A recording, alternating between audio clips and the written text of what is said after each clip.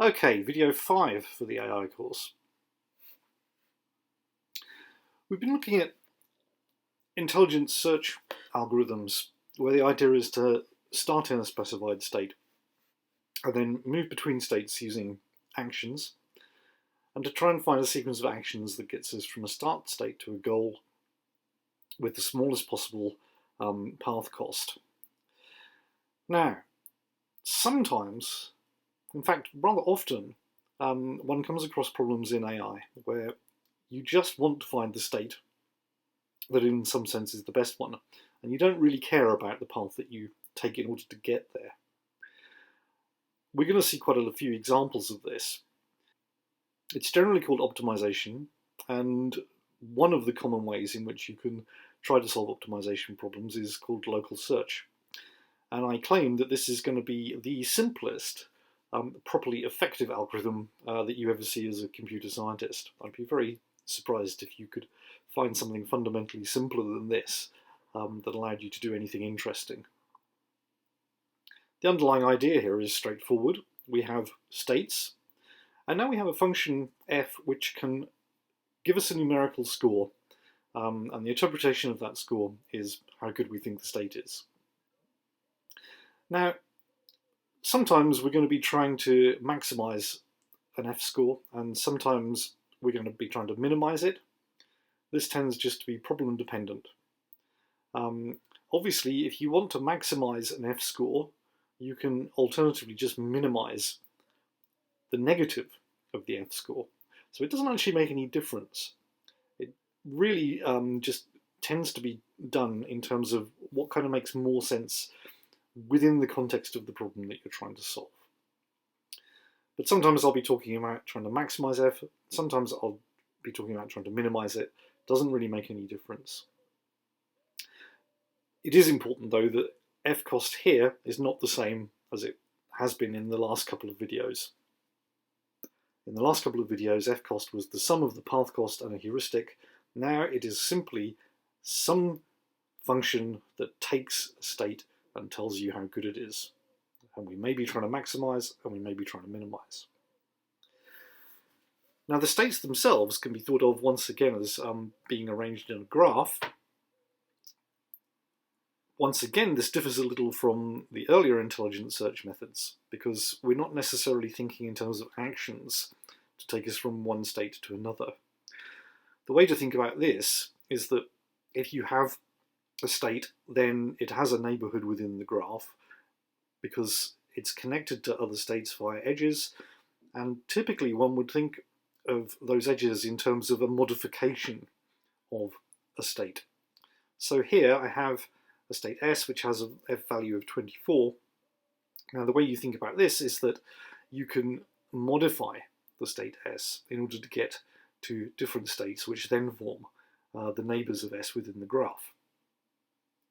But the fundamental idea is if I just let you loose at some point in this graph, which for real problems will be absolutely huge, how do you go about navigating it in order to try and find a state S that in some sense has the best f value?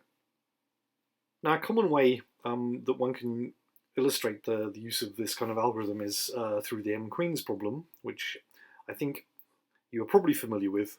I would hope that you're familiar with it from the Prolog course. The idea here is that we take a chessboard, which would usually be 8 by 8, but we want to be general and think in terms of an M by M chessboard. And for an M by M board, we would also have M queens, and we would want to try and place the M queens so that none of them attacks any of the others. If you don't know anything about chess, this is very straightforward. When one puts a queen on a chessboard, a queen attacks essentially in all directions, horizontally, vertically, and diagonally in both orientations. Another piece on the board will be attacked by the queen if there's a line of sight between them in that way, unless there's another piece that comes between the two of them. So here, the rightmost queen isn't being attacked by the leftmost because it's not on a horizontal, a vertical, or a diagonal line emanating from that left-hand queen. but the lowest of these queens is being attacked because it's on a diagonal. The name of the game here is to take an m by m board and try and place the m queens on it, one in each column, in such a way that none of them attacks any of the others. And for an 8 by 8 board this is straightforward, but for a million by a million board it may be a lot more tricky depending on how you go about solving it. You could, for example, just give a permutation of the numbers from 1 to m. Each of those tells you the row in the corresponding column that the queen has to be placed in, and then you could just enumerate all m factorial possibilities and check each one to see whether or not the queens attack any other queens. But that's hopeless for a really big instance of the problem because m factorial is just going to be far too big. Here is an alternative. Let's say that a state for an m by m board is in fact just a sequence of m numbers drawn from the set of numbers 1 up to m, and possibly including repeats. Now, we know of course that if there are repeats here, and we put 2 queens on the same row, then one is attacking the other. But that doesn't matter. We're going to try and keep things simple. The idea for moving from one state to another just involves moving a single queen to an alternative row, and we define f of s, the quality of a particular state, to be the number of pairs of queens that are attacking one another. Now, again, I'll emphasise that in this case we actually want to minimise the f cost of a state. There are other ways of measuring the quality of a state S here, which might lead to a maximisation problem. Once again, it's entirely dependent on the problem and how you design your measure of the quality of a state. Here I have an example. I've got some numbers taken from 1 to 8, because this is a m equals 8 problem. The set says that the first queen should be on row 4, the second on row 3. The third, well, we have a number of possibilities for. The fourth is at row 8 and so on. But what I've labelled this board up with is the F score that would correspond to placing a queen in the corresponding position.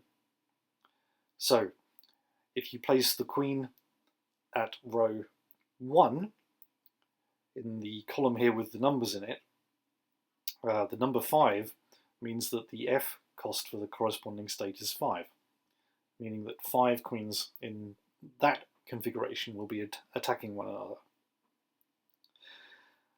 Now this is already something that you might consider to be quite a complex graph, because at each point in a search through that graph, if you're at a given state and you want to move to a different one, you have a choice of 8 different queens that you can move.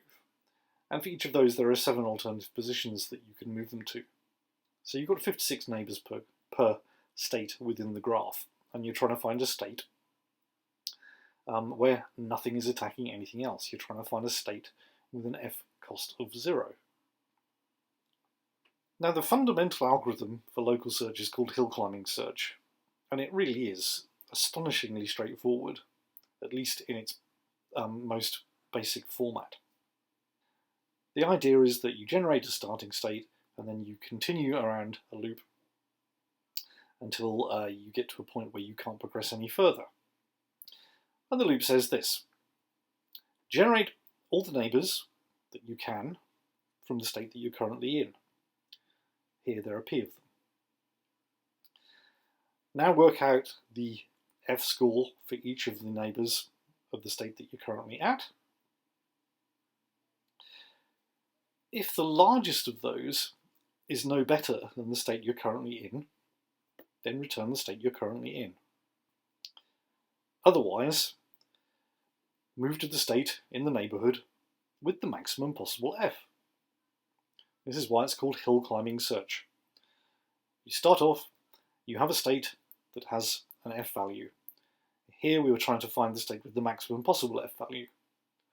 You look at each of its neighbours that you can get to by going along one edge in the graph, and you choose the one with the largest possible f, assuming that f is getting bigger.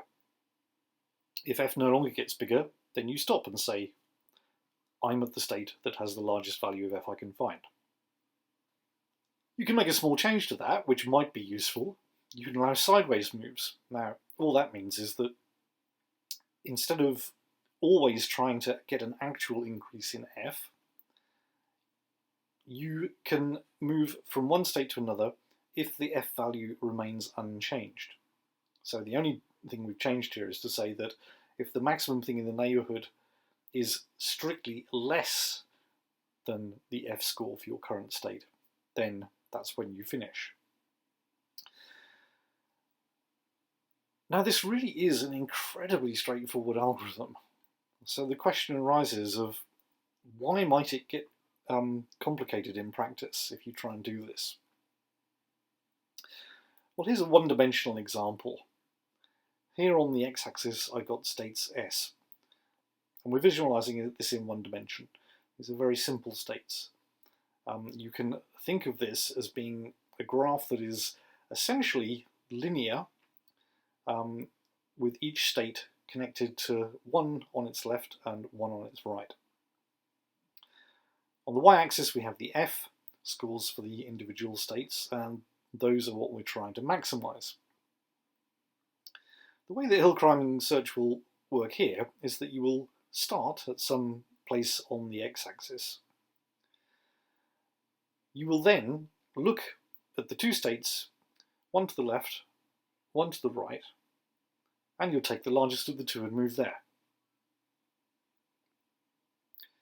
Now you should be able to see in quite a straightforward manner that that's not always going to work, and it's going to depend on the starting state that you use to get the process underway. So for example, if I take the state at the very far left of the x-axis, what I will do is either take one step upward and to the right and stop, if I'm only moving to states with an F score that's strictly better than the current one. Or, if I'm allowing sideways moves, I can feasibly start at the very leftmost point, take a step up, go along the little plateau that has 3 states on it, and then I will jump up and find the state labelled as the global maximum. You can undoubtedly see that there are places on the x-axis I could start this process of looking at the F score for my state and just trying to go uphill that would cause me to end up in one of these local maxima rather than the global one. Now these are important, widely used terms: local maxima, global maxima, and they mean exactly what you would expect. A global maximum is a maximum that has the best possible F cost that we could ever find. A local maximum is one where the state that we've got to is at a point in the graph where modifying it to get to any of its neighbours would only allow us to get a worse F score. Okay, so it's a maximum within a particular part of the graph, but only with respect to what's happening in a very localized area. Now I'm just going to note a couple of things here about the way in which this kind of idea gets applied in practice. Let's just go back to hill climbing search. Even though this is very straightforward, it's the basis for some of the most effective industrial strength SAT solvers that are currently in existence. And yes, there is such a thing as an industrial strength SAT solver. Just to remind you, the SAT problem is, if I give you a Boolean formula, probably in conjunctive normal form, can you find me a way of setting the variables to true or false in such a way that the formula itself comes out as being true? Now, you will, before long, if you haven't already, within the computational complexity course find that SAT is an important problem because an awful lot of other things can quite easily be converted into it. So if you can solve SAT, then you can solve an awful lot of other problems. Solving SAT itself is NP complete, so as far as we know, there's no efficient algorithm for doing it. But it turns out that in practice, very, very large instances of SAT can be solved using a sufficiently clever solver. Now those solvers fall into two categories. The first is essentially based on the DPLL algorithm that you saw in the Logic and Proof course. The second class is based on hill climbing search. You can look at this as a way of solving SAT because if you have a formula in conjunctive normal form, you can have a function f that just counts how many of the clauses are satisfied and maximize that. That's not necessarily the best way of doing it, but it turns out that with a bit of ingenuity in how you set this up as a hill climbing search problem, you can come up with an incredibly effective SAT solver. Another problem in practice that requires you to think about this kind of algorithm is the training of neural networks. Now, I'm going to come on to that in more detail in a moment, so just allow me to plant that in your consciousness with the expectation that we'll come back to it in a couple of minutes. As always in AI, we're ultimately not so much interested in these little toy problems, but we're interested in big, nasty, real, gnarly problems. The toy problems are great in terms of just introducing the underlying ideas, but in practice, you don't end up with a problem that's just one-dimensional like this. You have to think of this in terms of having a function that's potentially in a huge number of dimensions, where you can't just look at it and immediately tell where the global maximum and where the local maxima might be. You are essentially only able to look and understand the structure of the search space within a neighborhood where you currently are. That's why this gets complicated. Now, what we need clearly is a way in which we can have a means of escaping from a point where we're only at a local maximum. So the question immediately arises of how we might do that. Well, here we get into a huge area, and there's a massive body of literature talking about how we might escape from local minima. A lot of the methods involved come down to some form of stochastic hill climbing. So we introduce randomness into the process. It's very easy to see that one way that we might try and go about getting out of a local maxima is to allow steps within our search space, by which I mean steps from one state to another, that allow us to go to a worse f-score. So if we're at a local maxima, and we're trying to maximize f, by sometimes allowing steps that go downhill, if we allow a sequence of them at least, we may actually then be able to move into a different part of the search space and thereby find a global maximum. So how might we achieve that? Well, in among the notation here, this is quite a simple, straightforward idea. Let's say that we have a state S, and n of S is the set of its neighbours within this graph.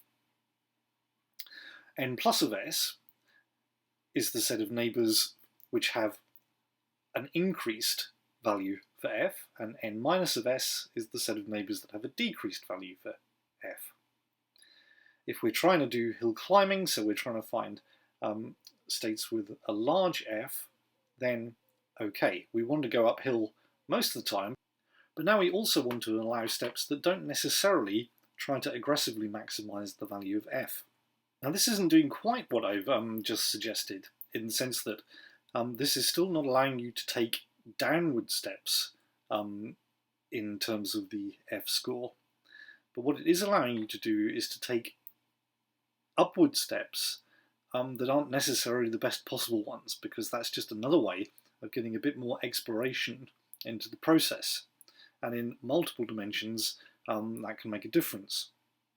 So the idea now is to make your exploration probabilistic. And the suggestion here is that the probability of taking a step to a state that has a worse value of f is 0, but the probability of taking a step to a state that has a higher value of f is proportional to how big an increase you're making. So we're going to prefer the best possible increase in f, but probabilistically we may take a step that gives us a less good increase in f in order to get some more exploration into the process. Now there is a little notational oddity here. Well, it's not really an oddity, it's a standard thing. But it will pop up again in the course, so I will introduce it now. We have this 1 over z. Now, all that is there for is to remind you that probabilities have to be normalized so that the distribution sums up to 1. What we have on here is a probability distribution on the states that we can get to by moving one step in the graph away from S. Those probabilities have to sum to 1. Now that means that because the differences between f of s prime and f of s are going to depend on how we've defined f, we're going to have to renormalize, and that's what the 1 over z is there to remind you of. And we can go far further than this. There are a very, very large number of ways of making the exploration of the search space here potentially more effective. So let me just say a little bit about each of these in turn. We could, for example, just generate neighbours at random and select the first one that's better than the current one. Now that's not necessarily such a bad idea, because if each of your states has an extremely large number of neighbours, you may not want to actually generate and assess every one of them. So here we're still doing a hill climbing search, but one that's potentially less onerous than the one that we started out suggesting. The second suggestion here is that we could randomly restart, okay? By which I mean we run the process multiple times with a limit on the time that we allow for each run, and taking a new starting point each time we run the process again. Now, this initially sounds like a horrendous hack. However, there is very good underlying theory for this process, which I'm not going to go into in detail, but if you're interested, then you should look up something called the Luby sequence, which gives you a systematic means of working out what time limits to use, so that under certain circumstances you can get close to an optimal level of performance here. Simulated annealing takes the view that you should essentially do stochastic hill climbing, but you should start out with a lot of random variation and reduce that over time. So what does that mean? Okay, well, if we just go back to the simple version here, let's imagine that you move around your states initially just at random. You essentially just generate states at random and test to see what their f-score is. Now, over time, it's possible to reduce the amount of randomness. Let's say that initially you weren't just going to explore by going from one state to its neighbour immediately to its left or right. Let's say, for example, that you would pick at random a number between 1 and 100, and you would pick a direction, again at random. And if your random picks were that you would go 5 places to the left, then you would go to the state that's 5 places to the left. If you If your random pick said go 100 places to the right, you pick the state that goes 100 places to the right. Okay, you wouldn't just be content with going to the immediate first neighbour within the search space. Now, over time, you could reduce that amount of randomization, and you could introduce something a little bit more like stochastic hill climbing.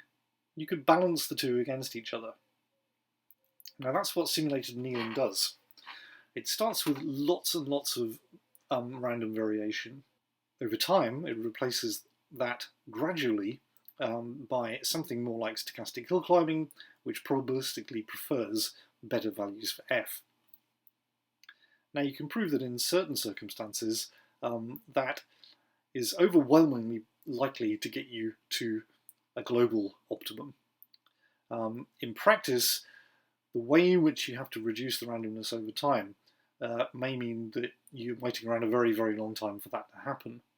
And then we can look at ways of reducing the randomness over time that might be suboptimal, but actually quite likely to get you to a good solution.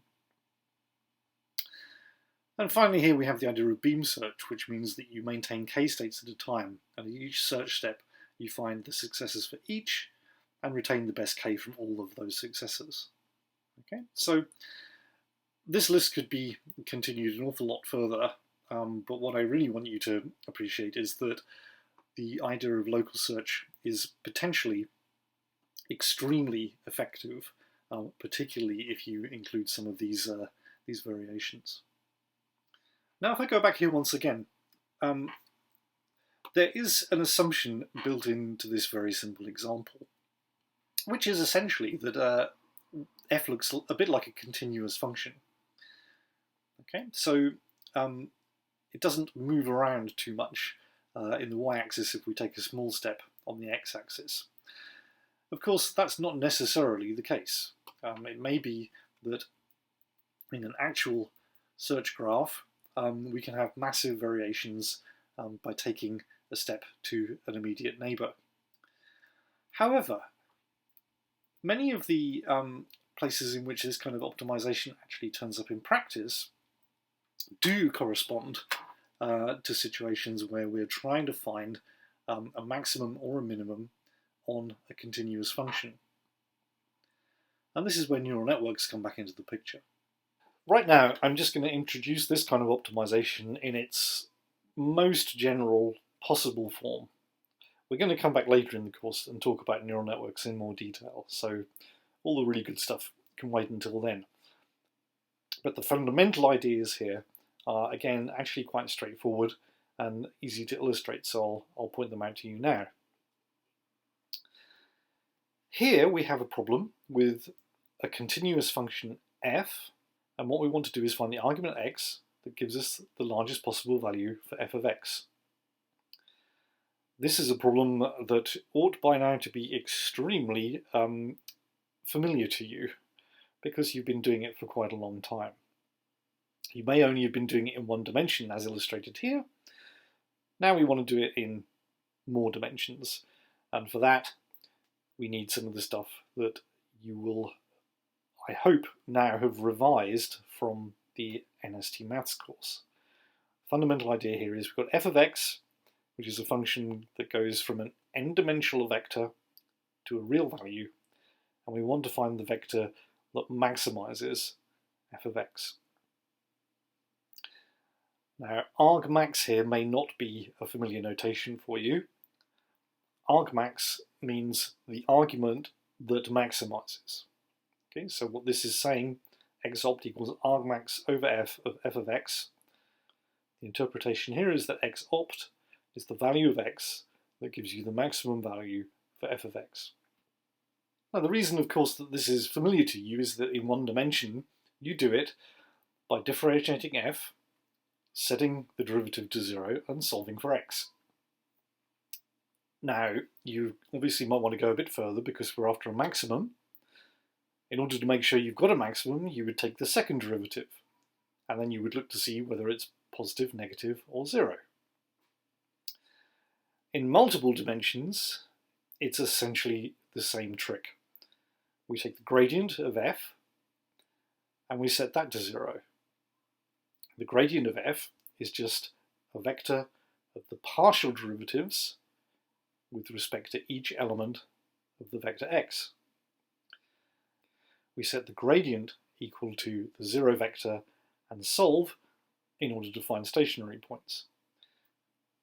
And now, if you want to make sure that a stationary point is in fact a maximum, you do the multi-dimensional equivalent of taking the second derivative, which is to find the Hessian matrix, which is just a matrix of all the possible second derivatives. Now, you'd then be looking at the determinant of the Hessian. I'm not going to go into that. As I pointed out in the initial video, you need to go back and make sure you're familiar with this material from NST Maths. But fundamentally, it's a familiar process to you. If you want to find a maximum on a function f, you differentiate, set equal to 0, solve, and if you want to make sure it's a maximum, you look at the second derivative. Now, in the kinds of problems we tend to find in practice, that's not enough, because when you take the derivatives and set them equal to 0, you end up with a bunch of equations that you can't solve. Okay, so how do we get around this? Well, the simple way is the precise analogy for hill climbing search, which is called gradient ascent. And what that says is you start with a randomly chosen point, you choose a step size, which is essentially the size of the steps that you're going to be taking around your initial point, and then you do an iteration that just takes the point you're currently at, xi, adds a small quantity multiplied by the gradient vector to that point, and that gives you the next point. And this is an iteration, so you keep iterating this process. Now this is a very straightforward idea. If you're at some point xi, the gradient tells you the direction and the magnitude of the slope of the surface at xi. That means that if you add a small step in the direction of the gradient vector, you're going to move in such a way that f increases. If we just go back to the one-dimensional case, let's say we set x equals 3. The gradient at this point is a single number, and it's positive, because the gradient at that point is, well, it's going upwards. So gradient ascent here would say take a small step to the right. If we started at x equals 2, the gradient is negative. Gradient descent here would say take a small step to the left, okay, because we're adding epsilon times the gradient, and the gradient is negative, so we'd actually go to the left. So what's happening there is that if we start at x equals 3, as long as the gradient stays positive, we just take little steps to the right, and our value for x goes in a direction that takes it uphill as far as f of x is concerned. If we start at x equals 2, we would just take little steps to the left. From x equals 3 as a starting point, we would end up at the global maximum. From x equals 2 as the starting point, we would end up at a local maximum. Because in either case, provided the steps are very small, when we get to any kind of maximum, we will go backwards and forwards in the locality of that maximum point. In 2 dimensions, it looks like this. Here I have a parabolic surface with just a single global maximum, but I can apply exactly the same idea. So on the left here, I have a parabola in 2 dimensions, x1 and x2. The vertical axis here is f of x, which gives us a parabolic surface.